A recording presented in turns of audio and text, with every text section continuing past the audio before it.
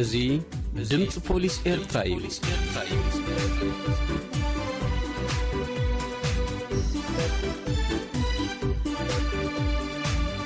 እዙ ድምፂ ፖሊስ ኤርትራ እዩ።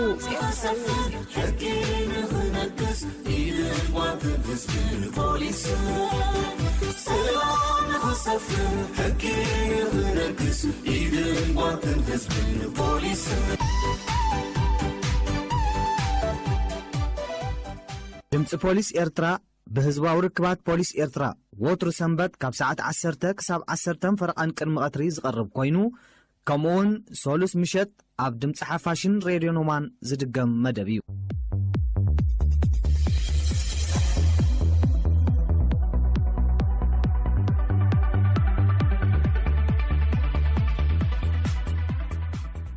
ኣብ ርሑቕን ቀረባን ብምዃን ብሬድዮን ሳተላይትን መደባት ድምፂ ፖሊስ ኤርትራ ኣብ ምክትታል እትርከቡ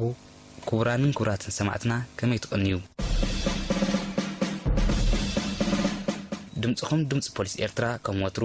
ንዓኹም ዝበለቶ መደባት ኣዳልያ ናባኹም ከተብሎ ተዳልያላ። ንሎሙ ዝህልውና መደባት ንምጥፍፋእ ንዓመፅ ሓደጋን ምትላልን ኣብ ዜና ፖሊስ ኣብ ከተማ ከረን ዝተፈጸመ ቅትለት ጠንቁን ሳዕቢናቱን ዝምልከት ኣብ መደብ ምክልኻል ገበን ጽልዋ መራኸቢ ብዙሃን ኣብ ህፃናት ጥቕሙን ጉድኣቱን ፈለማ ግን ዜና ፖሊስ ከነቕድም ናብ ኣንባቢ ዜና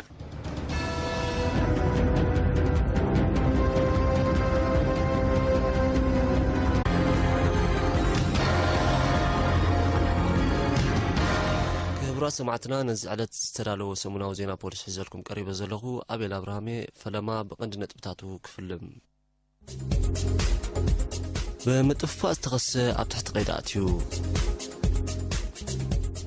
أباس كاب ممتحل حدث سمويتو بعمز تحت عدمز تغسو تتحيزهم بمتلال تغسى بمتحبار هزبي تتحيزو كنت بتازيناكم كتكتاتلو تصنيحكم زرزرو يسعب شريف فارس دهنا عدم 4 شمونتن أدراشا تنباران وزوبا مغولو زغونه بعصر تغلت ميازي 2010 شمونتن بمتفاق كم تقسى مدبر بوليس بارنتو حبيرو كسوس شريف أبنو وزوبا مغولو من محدار كبابي تنبارا أب حلو أقراب كنتف بهزبكو أنت تمرتة أب كان أي ممنات بخال إساب تتكيو كبكا كاب طريق 2010 شمونتن جميرو أنا أبال حلوة أقرابي إنابلا نستفلا ليوسابات بزي قبليت من مطع العلي 3,500 النقفة أول قرب حوب معالو كم استغسى تحبريتا وسيقو أرديو بسم استفلا ليو تكالات نزت هاللون زت أفافون سابات قد مزغونا نقر مفتامنا قدمنا حقناتهم كنا رقاقتن مس جنزب استأساسر انتخوين ددما حقاو قبليت كنا حاتم كابزو وزع مزغون جن نبوليس كنا حبر كم زلنا بوليس زوباقاش باركا أتحساسيبو أب كتماد باربا أب لعلة تحت عدمة عمد فتوم من سيات أب تحت قيد كم زاتو كابت مدبر زبط حنا حبريتا حبيرو تخصصتي قدامي مكيال برهان اسباتو كالاي ساميل بينه أدراشيوم هرقود نوزوباد باروايم تخصصتي أب ساعتات الحرق أدري أب فراريحم أب تمو بوتا بموساد نتعمد كم زفتمو تفلتو نتعمد فتيموم كسورو كوان تفتن قدا عمد ناي مسمعان مزرابن تأقم زلوا قوينا أكلاون سن أمراون قدات أوريدهم لا أبز حلفوا أوارح أب كتما دواربا لعلي 4 فصاميتات عمد كم زقاطمه صبصاب منبر بوليس نوزوبا دواربا حبيرو أما وداتا ولدي ندقوم أب قسنت يكون كاله بوتاتات كسدوم كلو ندقوم ككتاتولون كقوصاصرون كمون عمد وي فتنا عمد أب زقاطملو غيزه بزقلطفن قربهم زركه منبر بوليس كحبرو كم زقبا تلابيو ب14 ميازيا 2010 شمونتن ساعات 5:30 دحر قطري أب كتما عسب أب قطر بيت تمرت مأكلاي درجة عمر هاكيتو أب زركب باسكا بمتحل حالة سمويتو مواتي على عبدو ليلو أدراشا عسب تمهري شاتشاي كفلو كوينو مس عرقتو بمغان أبتو باسكا أن حنبسك وط كم زي كالن حلو كم زموتن سالساي مدبر بوليس عسب حبيرو أب قطر أبيات تمرتي يخون أب بين كبابيتات زركب باسكاتاتن علاتاتن أب هيوت سب حدقاتات يصعبو سلازلو ግቡእ መክደንን ሓለዋን ክግበረሎም ብግቡእ ክንጥቀመሎምን ክንከታተሎምን ከም ዘለና ፖሊስ ዞባ ደቡባዊ ቀይሕ ባሕሪ ኣዘኻኺሩ። ናይ መወዳእታ ዜና ፖሊስ ካብ ነዊሕ እዋናት ጀሚሩ ኣብ ምትላል ተዋፊሩ ዝጸንሐ ተኸሳሲ ኣብ ትሕቲ ቀይዲ መደበር ፖሊስ ድዋርባ ኣትዩ። ተኸሳሲ ኣርኣያ ገብረ ዝጋብሔር ገብረኣብ ኣድራሻ ድዋርባ ዘይግብኦን ዘይምልከቶን ረብሓ ንምርካብ ንምሱ ዝዓቢ ወዲ መዋቲት ጓሉ ኣነ ኣቦ እየ ብምባል ናይ ሓሶት ሰነዳት ብምቕራብን ብምድንጋርን ናይ ስድራ ስዋኣት ገንዘብ ክቕበል ከም ዝጸንሐ መደበር ፖሊስ ድዋርባ ንድምፂ ፖሊስ ሓቢሩ። ተኸሳሲ ብስስዓ ዝኣክል ዘይምልከቶ ረብሓ ንምርካብ ነዚ ተግባር ከም ዝፈጸሞ ንፖሊስ ኣብ ዝሃቦ ቃል ገሊጹ። እቲ መደበር ኣብ መልእኽቱ መታለልቲ ረብሓ ንምርካብ ዝተፈላለዩ ሜላታት ተጠቒሞም ስለ ዘታልሉ ትኩርነትና ክንዕቢ ከም ዝግባእ የቡራ ሰማዕትና ሰሙናዊ ዜና ፖሊስ ኣብ ዝተፈጺሙሎ ምስ ተረፈ መደባት ድምፂ ፖሊስ ኤርትራ ክሓድገኩም ሰላም።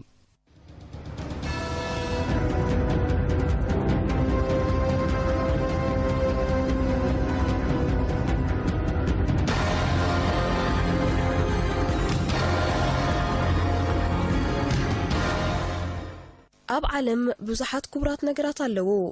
እቲ ዝኸበረ ግን ህይወት ወዲ ሰብ እዩ። ስለ ዝኾነ ከይንሓምም ጥዕና ሓደጋ ከየጋጥም ድሕነት ገበን ከይፍጸም ምክልኻል የድሊ። ህይወት ክትሉን ክትቅጽልን እንተኾይና ብዙሕ ክንክንን ሓልዮትን ተሓትት ማለት እዩ። እቶም ክብሪ ህይወት ዝዝንጉዑን ኣብ ልዕሊ ህይወት ሸለልትነት ዘርእዩን ድማ ንሕማም ንገበንን ሓደጋን ዝተቓልዑ እዮም። እስከ ንሎሚ ኣብ ወርሒ የካቲት ኣብ ከተማ ከረን ዘጋጠመ ፍጻሜ ቅትለት ብኣንዋር ተኽለ ዝተዳለወ ጸብጻብ ንከታተል። ኣሕዋተይ ሓተይ ከባይ ትመሃሩ ኩልዩ ዝፍደል ልክዕ ከምካ ግብሩ ዕንጉለ ዝዘርአ ሰዓት ግን ውይኒ ዓስቢ ናይ ሓትያትስ ሞት ያእመኑኒ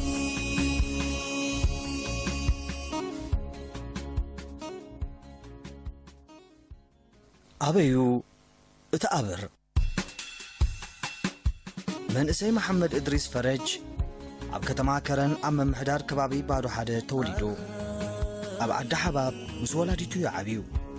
መሐመድ እድሪስ እንታይ ተማሂርካ ኣበይ ውዒልካ ኣበይ ኣምሲኻን ሓዲርካን ዝብልዎ ማለት ክጋገ ኸሎ ዓገብ ዝብሉን ዝእርሙን ክነፍዕ ኸሎ ዘተባብዑን ዝንእዱን ስለ ዘይረኸበ ብዘይ ቀይድን ብዘይ መራሕን ዓብዩ ክበሃል ይከኣል። ስለ ዝኾነ ድማ ነቲ ንይምሰል ጥራይ ዝወፍሮ ዝነበረ ትምህርቲ ንሱ ግን ኣብ ትምህርቱ ጥራይ ኣይኮነን ደኺሙ ገና ኣብ ንኡስ ዕድሚኡ ብወልፊ መስተን ካልእን ደንዚዙ ከም ሳዕቤኑ ኩሉ ግዜ ኣብ ባእስን ዕግርግርን ምስ ተጸምደዩ 13 የካቲት 2018 እዩ ክሱስ መሐመድ እድሪስ ፈረጅ ካብ ድኳን ጥርሙዝ ጅን ገዚኡ ምስ ናድር ኣሚነ ዕቑባ ስላሴ ብምዃን ኣብ ሰብ ዘይብሉ ገዛ ኣትዮም ሰትየሞ ገና ብመስተ ተኻኢሎም ከለዉ ሰዓት 8 ምሸት ጓይላ ክጻወቱ ኣብ ከባቢ እንዳሪባ ዝነበረ መርዓ ከይዶም ክሱስ መሐመድ እድሪስ መስተ ኣብዚሑ ስለ ዝነበረ ምስቶም ኣብኡ ዝጸንሕዎ መንእሰያት ክተናኸፍ ጀሚሩ ኣይደንጎየን ኣብ መንጎኦም ባእሲ ተላዕለ። ኣብቲ መርዓ ዝነበሩ ሰባት ዳሶም ከይርበሽ በቲ ካልእ ከዓ ከይተሃራረሙ ብምባል ኣብ መንጎኦም ኣትዮም ኣገላጊሎሞም እቶም መባእስቱ እንተስ ኣእኪሎም እንተስ ክርሕቑ ሓሲቦም ካብቲ መርዓ ወፂኦም ከይዶም ብዙሓት ሰባት ኣብቲ መርዓ ክጻወቱ ዘምሰዩ ነቲ ባእሲ ጸሊኦም ነናብ ገዝኦም ተበገሱ። ሓደ ካብቶም ኣብቲ መርዓ ክጻወት ዘምሰየ ወዲ 17 ዓመት ተምሃራይ ደጀን ክብራብ ነበረ። ንሱ ነቲ ብገለ መንእሰያት ኣብቲ ዳስ ዝተላዕለ ባእሲ ስለ ጸልኦ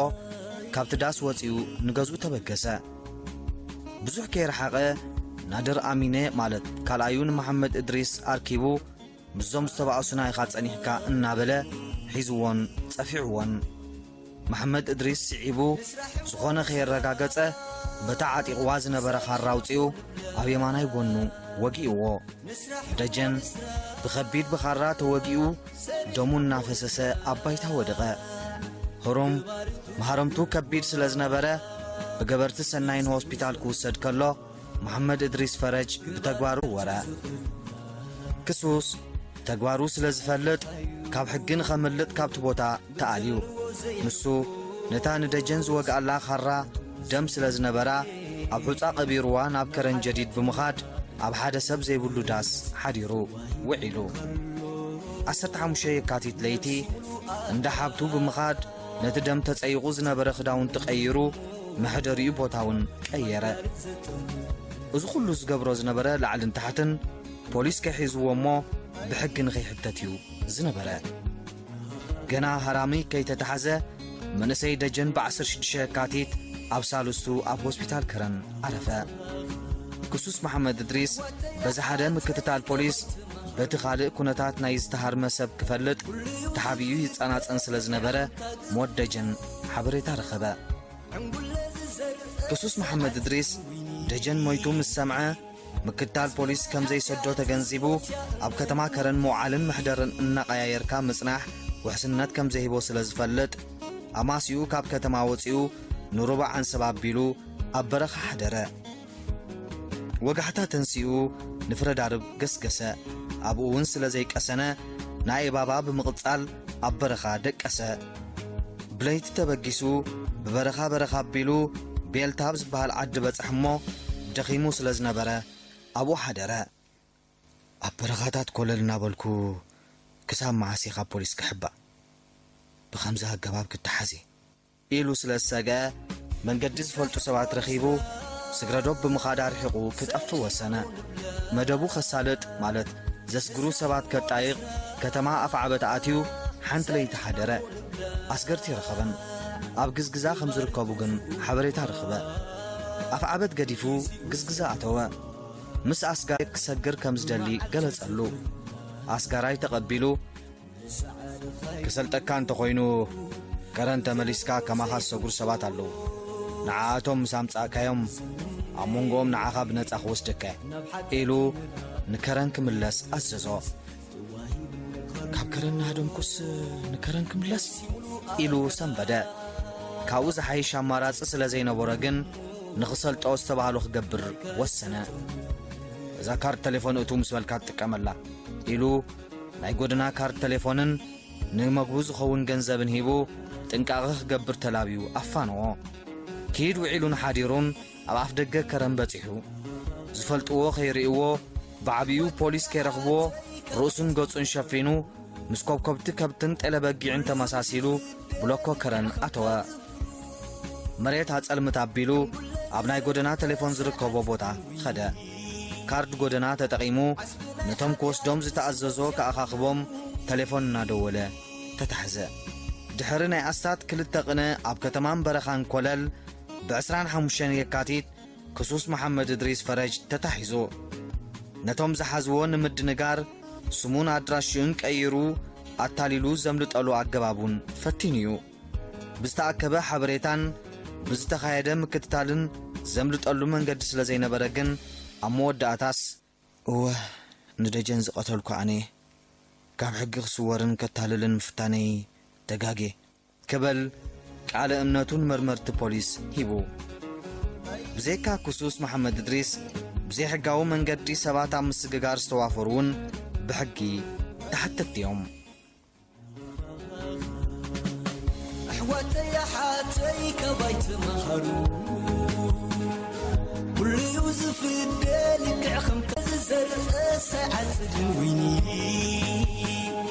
عسبنا حاتيات اسموت يأمنوني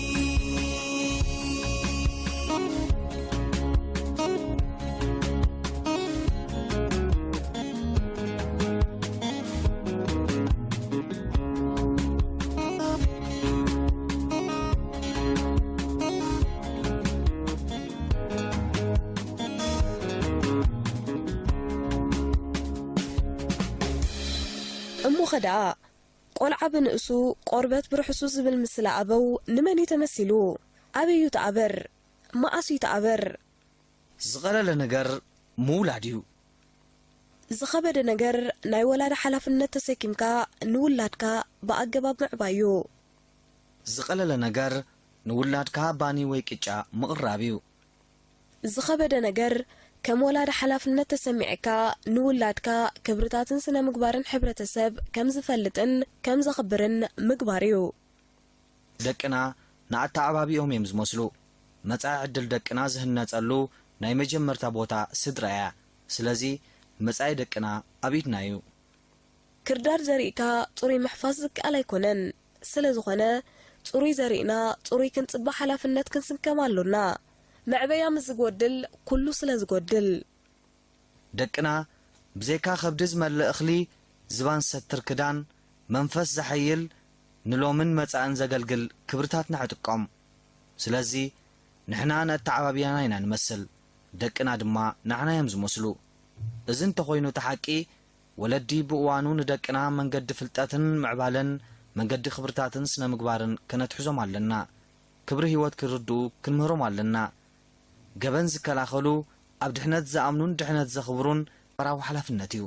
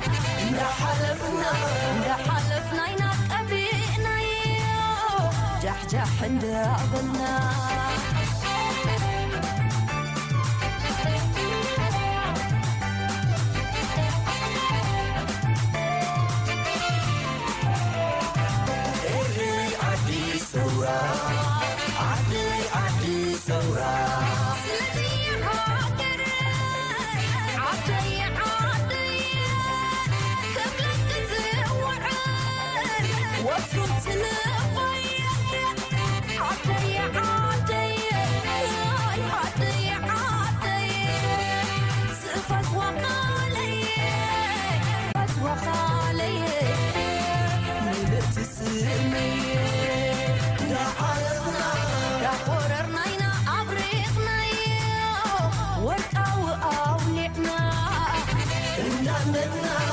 مددناينا خلينا أبحو آتينا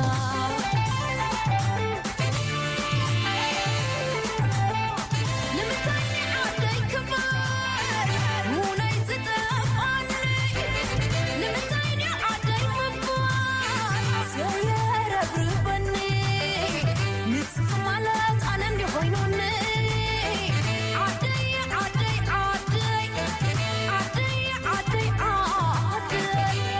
زبلني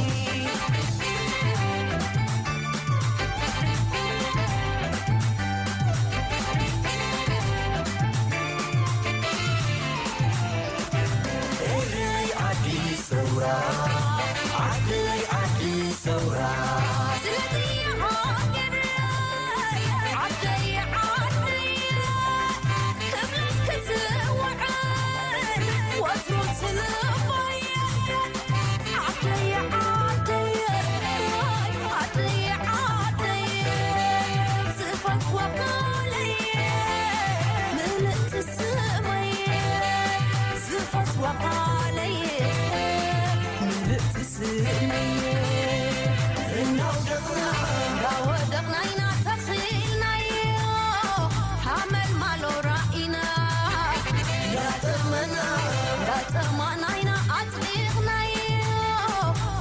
معلومات كلنا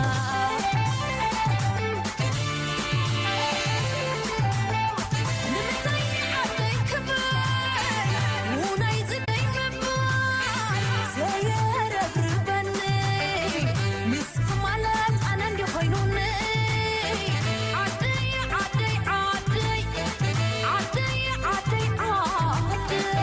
الرئيس بلني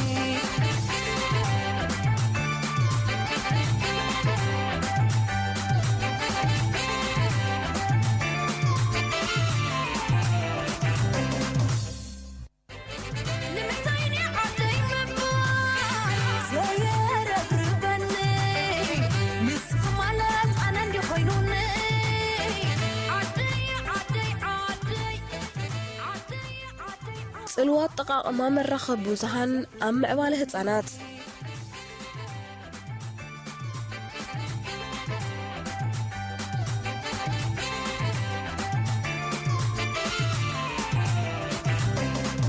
ዝኸበርኩም ሰማዕቲ ድምፂ ፖሊስ ኤርትራ ኣብ ዝሓለፈ ወርሒ መጋቢት ኣቶ ረዳእ ተኽላይ ኣብ መውዓለ ህፃናት ደናግል ካፑችነ ጽልዋ መራኸብ ብዙሃን ኣብ ምዕባለ ህፃናት ከምኡውን ንኣሉታዊ ሸነኹን ኣብ ገበናት ንኽሳተፉ ዘለዎ ድፊትን ኣመልኪቱ ንወለደ ህፃናት ናይቲ ቤት ትምህርቲ ኣገዳሲ ኣስተምህሮ ሂቡ ነይሩ። ኤርምያስ ኣስፋ ኣብቲ ኣስተምህሮ ተረኺቡ ካብቲ ዝቐረበ መጽናዕታዊ ጽሑፍ ምርኩስ ብምግባር ዘዳለወ ጽሑፍ ቀፂልና ከነቕርበልኩም።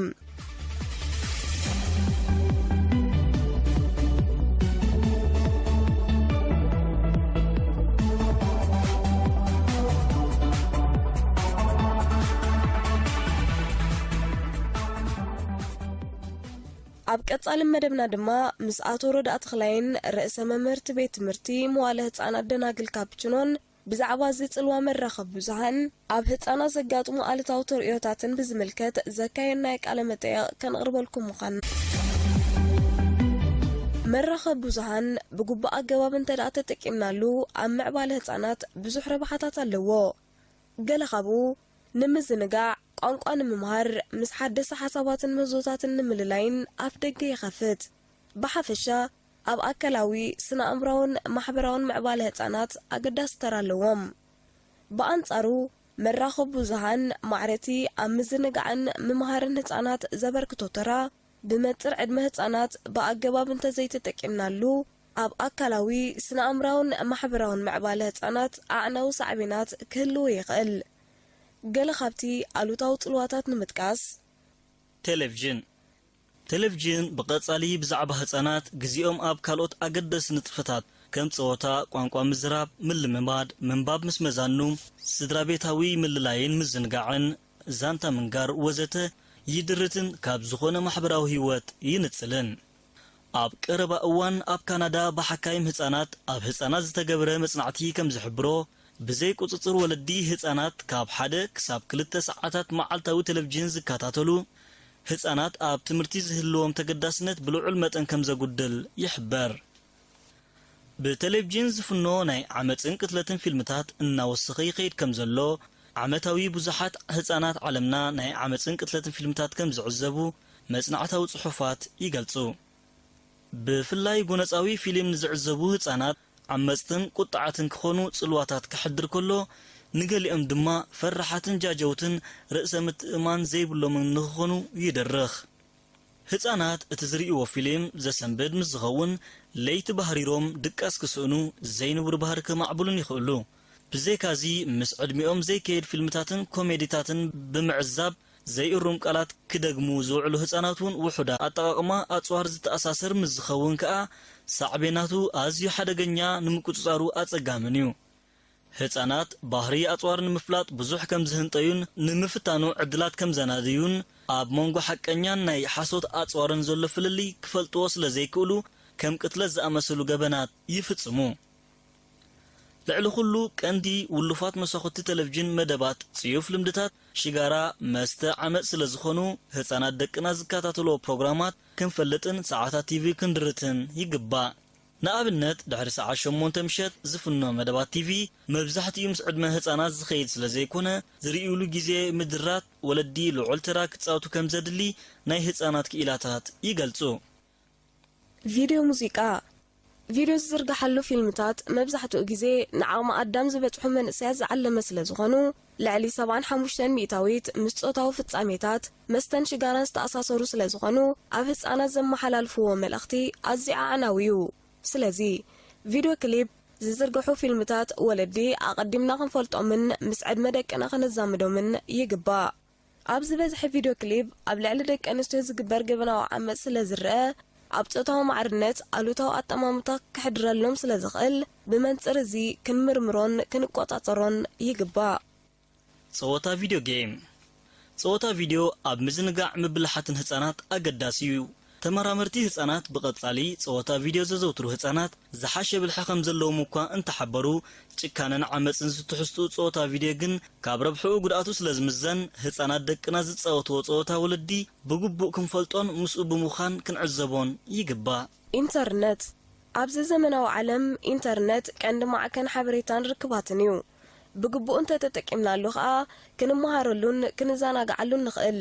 ይኹን እምበር ብኢንተርነት ብዙሕ ህፃናት ደቅና ኣዕናዊ ሳዕቤናት ክህልዎ ይኽእል ስለዚ መራኸቢ ብዙሃን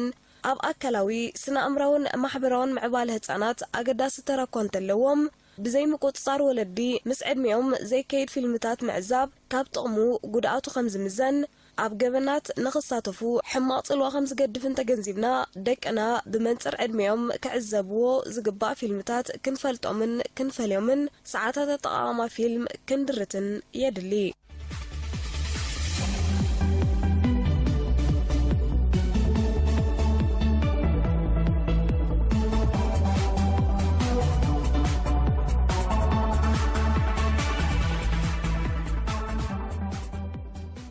كبرانن كبراتن تخاتلتنا نلوم زبلنا مدبات إذا كتكاتلهم زنحكم يمنيرهم كم لهم بسلام يرخبنا نابلنا مسخم زنحنا عدالوتنا عرضتن نرأي تخلى أنوار تمزجنتكو إرمياس أسفها تثبيت جبر ميكائيل سناي تكئ أبي أبراهام موسى كيدانة مستكنيشان حابن يمان أبو مخانينا سلام كنا